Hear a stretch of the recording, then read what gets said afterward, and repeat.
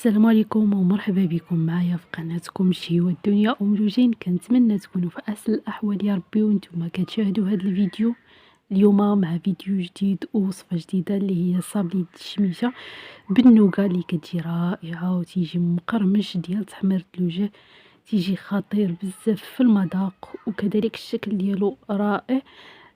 كنتمنى تتبعوا معايا الوصفه من البدايه حتى النهايه باش نتعرفوا على مكونات ومقادير ديال هاد الصابلي هذا.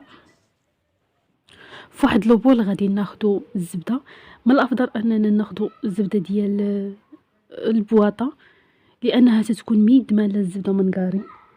غادي ناخدو فيها 200 غرام ديال الزبده وغادي نضيفو عليها جوج ديال كيسان ديال سكر سنيده وواحد الشاصي ديال فاني، وغادي نحاولوا نطربوا هادشي مزيان حتى غادي ننسجم مكونات ديال الزبده مع سكر سنيده ونحصل على واحد القوام اللي هو كريمي. من بعد غادي نزيد كاس ديال الزيت وغادي نستمر في التحريك.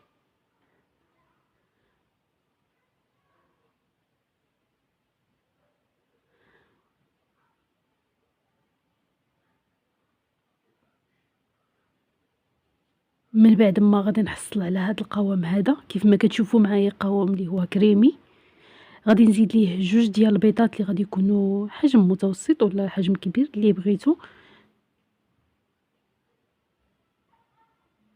وغادي نستمر في التخليط.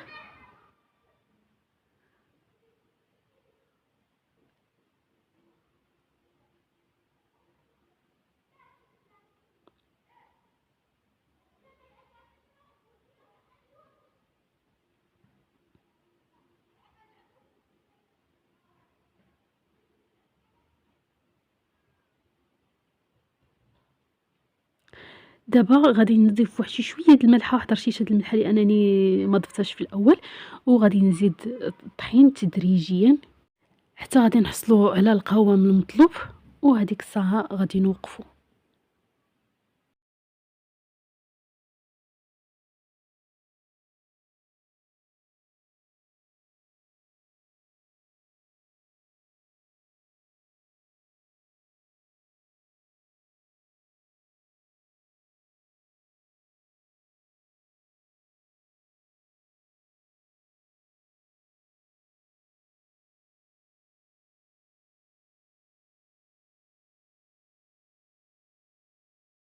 كيف ما كتشوفوا معايا هنا غادي نحاول نجرب بيدي، يعني فاش تكونوا كتخدموا الحلوه بيديكم كتعرفوا القياس ديالها.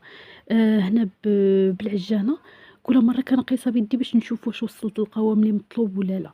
كيف ما كتشوفوا هذا هو القوام اللي ضروري خصنا نحصل عليه بحال هذا الشكل هذا. يعني فاش غادي يبقى تقيسوا العجينه غادي يعطيكم هذيك الطريقه باش غادي تعرفوا ان هذا هو القوام المطلوب. دابا غادي نحاولوا نصاوبوا النوغا اللي غادي نحتاجوا ليها 70 غرام ديال الزبده و70 غرام ديال كليكوز و70 غرام ديال سكر سنيده، وغادي نحتاجوا 140 غرام ديال اللوز كونكاسي ولا الزريعه ولا كاوكاو ولا اي حاجه باش ما بغيتو تصاوبوا هاد النوغا. انا صاوبتها هنا باللوز كيف ما كتشوفوا غادي معايا على ما دابت لي الزبده والكليكوز. الكليكوز قبل ما غادي نهزو غادي نحاولوا هذيك المعلقه باش غادي نهزو الكليكوز غادي نديروها في الماء عاد نهزو بها الكليكوز باش دغيا غادي يسهل علينا يطيح لينا في وسط المقله. اما لا هزيتو المعلقه هكاك بالكليكوز تتبقى لاصقه وما تتبغيش تهبط لينا دغيا. غادي نخليوها غير يلا طلع لها الغليه الاولى، غادي نلوح فيها اللوز كونكاسي اللي درت وغادي نحركو مزيان غير نشوف الغليه طلعت في اللوز غادي نطفيه عليه ما غاديش نخليه يطيب. وبالنسبه للوز هذا خضر، الا درتو كاوكاو ديروه خضر، الا درتو اللوز خضر، اي حاجه ديروها خضره لانها كطيب في الفران. بالنسبه للعجينه غادي نطلقها ما بين جوج بلاستيكات ولا اي حاجه عندكم. كما شفتوا معايا من بعد ما قطعت بهاد القطعه غادي نحاولوا نخليو السمك ديالها اللي غليظ باش غادي يشد فيها ديك الرشمه ديال المرشم. بهاد الطريقه هذه غادي نحاولوا نكملوا الكميه الكامله اللي عندنا غادي نرشموها بهاد الطريقه. ضروري من العجينه ما تكون غليظه باش غترشمو باش تبقى الرشمه شاده فيها.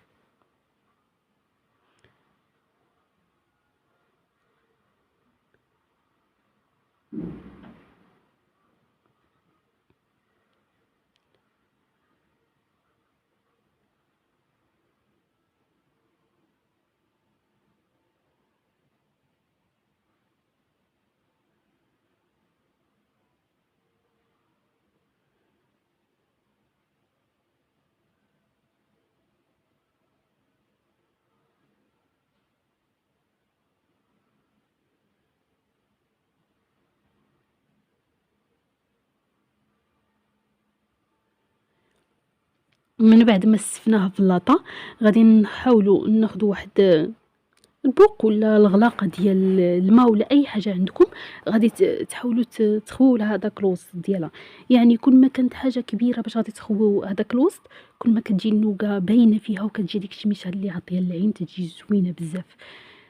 كيف ما كتشوفوا معايا من بعد ما غادي نخوي اللاطه ديالي كامله ونحيد لها هذاك الوسط ديالها، غادي نعمرها بالنوقه اللي غادي تكون بردات.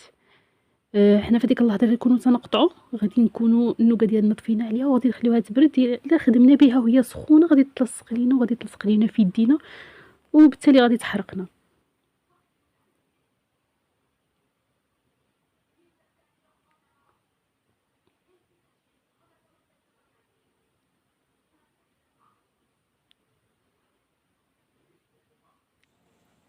دابا خدينا النوقه كنعمروا بها في الوسط.